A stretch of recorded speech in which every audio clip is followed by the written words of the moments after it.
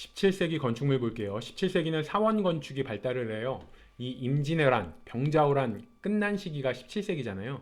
그러니까 양난이 끝나고 난 다음에 사람들이 민간 신앙으로 불교를 믿게 되고 그러면서 사원 건축이 활발해집니다.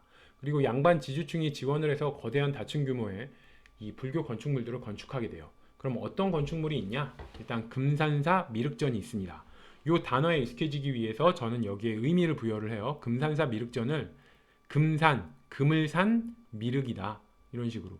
그래서 미륵하면 원래 중생을 구제하는 보살이잖아요. 이렇게 중생을 구제하는 미륵도 금이 좋은 건 안 거야. 화폐 가치가 너무 떨어지니까 금이 좋구나. 이래서 금을 산 미륵. 이렇게 해서 금산사 미륵전, 금을 산 미륵 이렇게 해서 단어에 익숙해지시고요. 17세기 건축물엔 화엄사 각황전도 있어요. 이 단어에 또 익숙해지기 위해서 의미를 전 이렇게 부여해요. 화 엄청나서 각황을 각방. 부부가 화가 엄청나서 각방을 쓰다. 그래서 화 엄청나서 각방을 썼다 부부가. 그래서 화엄사 각황전에서 화 엄청나서 각방을 썼구나. 이렇게 의미를 부여하시고요. 그리고 법주사 팔상전은 이렇게 할게요. 법주사를 주사인데 무슨 주사냐? 어떤 주사가 있냐? 법주사가 있는데 법을 뻗이라고 생각할게요. 길에 뻗는. 술 마시고 그냥 길에 뻗는 주사. 그래서 법주사를 길에 뻗는 주사를 부리다가 팔상전, 팔을 상한 이렇게 되는 거예요. 법주사 팔상전 하면 뻗는 주사 때문에 팔을 상한 이렇게 생각을 하셔서 법주사 팔상전, 뻗는 주사 때문에 팔을 상한 이렇게. 그럼 제가 세 개의 건축물에 의미를 부여를 했고요. 이제 암기법을 만들어 볼게요. 양난이 끝난 시기라고 그랬죠. 17세기. 굉장히 흉흉한 시기예요. 전쟁을 겪었기 때문에 사회가 굉장히 불안해. 그러니까 뭘 다 원해요? 금이 최고라는 거예요. 그래서 어떻게 해요? 중생을 구제하는 미륵조차도 금을 산 거예요. 그래서 금을 산 미륵이 그러니까 금 사고 너무 기분이 좋은 거야. 금을 내 손에 얻었으니까. 그래서 금을 산 미륵이 기분 좋아서 술 마시고 뻗는 주사를 부리는 거예요. 그게 바로 법주사죠. 뻗는 주사를 부리다 팔을 상했어요. 금을 산 미륵이 기분 좋아서 술 마시고 주사 부리다가 뻗는 주사를 부리다 팔을 상한 거예요. 그러고 집에 왔더니 와이프는 완전 화가 난 거죠. 그래서 와이프가 화가 엄청 나서 각방을 쓰게 됐더라. 이 문장의 스토리를 생각해서 17세기 굉장히 전쟁 끝나고 흉흉한 시기야. 금이 최고인 시기야. 그래서 금을 산 미륵이 기분이 너무 좋아서 술 마셨다가 뻗는 주사 때문에 팔을 상하게 됐어요. 법주사 때문에 뻗는 주사 때문에 팔을 상하게 됐어. 그러니까 와이프가 화가 엄청나서 각방을 쓰게 됐다. 이렇게 생각해서 금산미륵, 금산사 미륵전, 뻗는 주사 때문에 팔을 상했다. 법주사 팔상전, 화 엄청나서 각방 쓰게 됐다. 화엄사 각황전. 이렇게 세 개가 17세기 건축물이다. 아니면 간단하게 두 문자로 외우셔도 돼요. 제가 일단 화엄사 각황전 의미를 이제 단어에 익숙해지기 위해서 화 엄청나서 각방 쓰게 됐다. 법주사 팔상전, 뻗는 주사 때문에 팔을 상했다. 금을 산 미륵. 이렇게 하면은 앞머리 글자 화, 법, 금만 외우면 화에서 화엄사 각황전, 법주사 팔상전 이렇게 자연스럽게 나올 수 있기 때문에 그냥 두 문자로 외워보면 이렇게 돼요. 화법을 금한 17세기다. 무슨 화법이냐?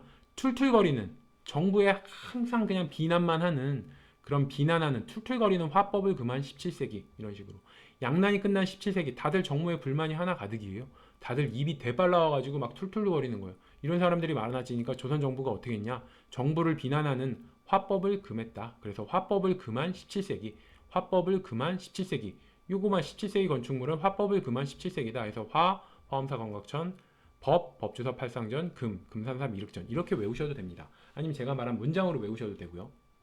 18세기 건축물 볼게요. 18세기 건축물의 특징은 일단 18세기 건축물은 부유한 분홍과 상인이 후원을 하게 돼요. 조선 후기가 되면 자본주의의 모습이 더 극명하게 드러난다고 그랬죠. 그래서 분홍이 생겨나고 임노동조가 나오게 되고 상인도 거대 상인이 등장을 하게 된다고 그랬죠. 그러다 보니까 조선 후기 이 18세기에는 부유한 분홍과 상인들이 이제 돈을 대주면서 이 건축물 규모가 크거나 이 분홍들이 아무래도 졸부 스타일이라 건축물 규모를 굉장히 크게 하거나 돈 들인 걸 티내고 싶어하는 좀 그런 특징들이 있습니다. 18세기 건축물을 보면 일단 수원성이 있어요. 수원성은 정조가 지은 거죠. 그래서 정조 때 정약용이 거중기 이용해서 지은 거예요. 정조는 딱 1800년에 죽어요. 그러니까 18세기의 왕이죠. 1800년에 죽으니까. 그리고 평양의 대동문도 18세기 건축물이에요. 그래서 18세기 건축물을 외우기 위해서 저는 18세기 욕을 안 할 수가 없잖아요. 그래서 18 욕을 통해서 암기법을 만들려고 합니다. 평양의 대동문도 18세기 건축물이에요. 원래 15세기에 평양에 보통문이라고 있다고 그랬죠. 그래서 고려와 조선 수도인 개성과 한양에는 남대문, 큰 문, 대문을 짓고 고구려 수도였던 평양에는 그냥 15세기에는 보통문만 지은 거예요.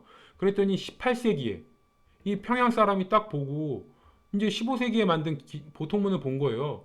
그래서 평양 사람이 열받은 거죠. 아니 왜 평양에는 보통문이야? 어? 아니 개경과 한양에는 남대문, 큰 문, 대문을 지어놓고 왜 평양만 보통문을 지어? 그러면서 이렇게 말하는 거죠. 아 이런 씨팔. 왜 우리만 보통문이야? 우리도 큰 문, 대동문, 대문, 대동문 만들어? 이렇게 되는 거예요. 아 씨팔 왜 우리만 보통문이야? 우리도 대동문 만들어. 이러면서 15세기엔 보통문이 있었는데 18세기엔 아 이런 씨팔 우리도 큰 문, 대동문 만들어. 그래서 18세기에는 평양에 대동문이 만들어지더라. 18세기에 불국사 대웅전도 만들어져요. 이거를 외우기 위해서 불국사 대웅전을 불국사의 대웅, 큰 곰이란 얘기죠. 큰 곰이 침입을 해서 불상을 전부 아작냈다고 생각해 보세요. 그 귀한 불상들, 우리 문화재를, 소중한 문화재를 아작내버린 거예요. 욕 안 나올 수가 없죠. 그래서 불국사 대웅전에서 이런 C8 대웅, 이런 큰 곰을 봤나? 불상을 아작내? 우리 문화재를 아작내? 불국사 대웅전에서 아 불국사의 대웅, 큰 곰이 침입해서 불상을 아작냈다. 이런 생각을 하시면 아 이런 C8 자연스럽게 나오죠. 그리고 논산 쌍계사 이거 18세기를 연결하기 위해서 논산 쌍계를 논산을 노산이라고 할게요. 노산 늦은 나이 굉장히 많은 나이에 자식 낳는 걸 노산이라고 하죠. 그래서 노산 쌍계 아니 노산인데 나이도 많은데 쌍계 쌍둥이 닭을 낳는 거예요. 그러니까 이 엄마 닭이 노산인데 나이도 많은데 쌍둥이 닭을 낳은 거예요. 그럼 이런 쌍 이렇게 욕이 나올 수도 있겠죠. 아니 노산인 것도 힘든데 쌍둥이까지 낳으려면 욕 나오잖아요. 이런 쌍. 그래서 쌍계사인데 그냥 쌍으로 해서 쌍하면 더 기억에 확연히 남겠죠. 그래서 이런 18쌍, 이런 18쌍 해서 쌍에서 아 쌍계사, 논산 쌍계사는 아 쌍 이런 18쌍 해서 18세기 건축물이다. 이렇게 생각하시고 안성 성남사도 있어요. 안성은 안성질 낸다는 얘기예요. 평소에 절대 성질을 안 내. 그래서 안성질 내는 사람이야.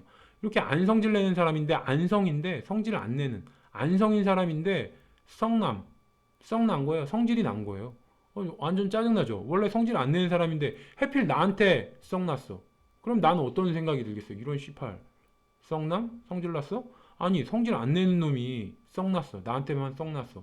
그럼 나는 아 이런 18 자연스럽게 여기 나오겠죠. 그래서 안성 성질 안 내는 사람인데 나한테만 썩남 성남을 썩났다. 성질 났다 이런 얘기죠. 그래서 성질 안 내는 사람인데 나한테만 썩났어. 그럼 자연스럽게 나는 이런 18 이게 나올 수밖에 없어요. 그래서 18세기더라.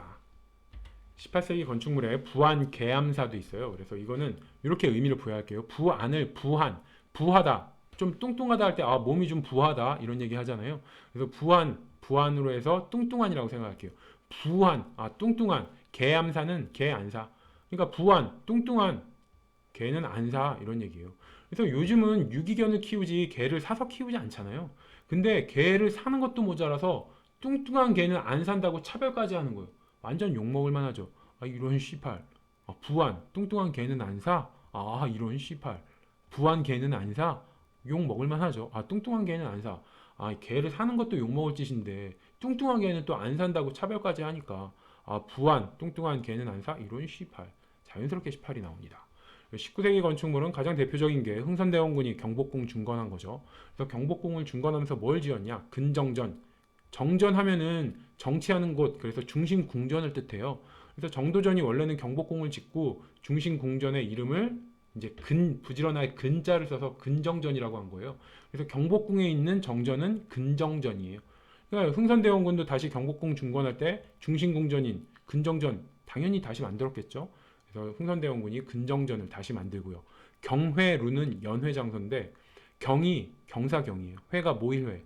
경사 때 모이는 누각이다 이런 얘기예요. 경사 때 모이면 뭐 하겠어요? 잔치 열겠죠. 그래서 경회루는 연회 장소다 이렇게 생각하시면 되고 흥선대원군이 중심궁전 정치하는 곳 정전을 만들고 경복궁의 정전은 근정전이죠. 부지런할 근 써서 그래서 근정전에서 열심히 일하고 그런 다음에 경회루 경사 때 모이는 경회루에서 열심히 놀았다. 그래서 흥선대원군이 근정전과 경회루를 만들었다. 이렇게 생각하시면 됩니다.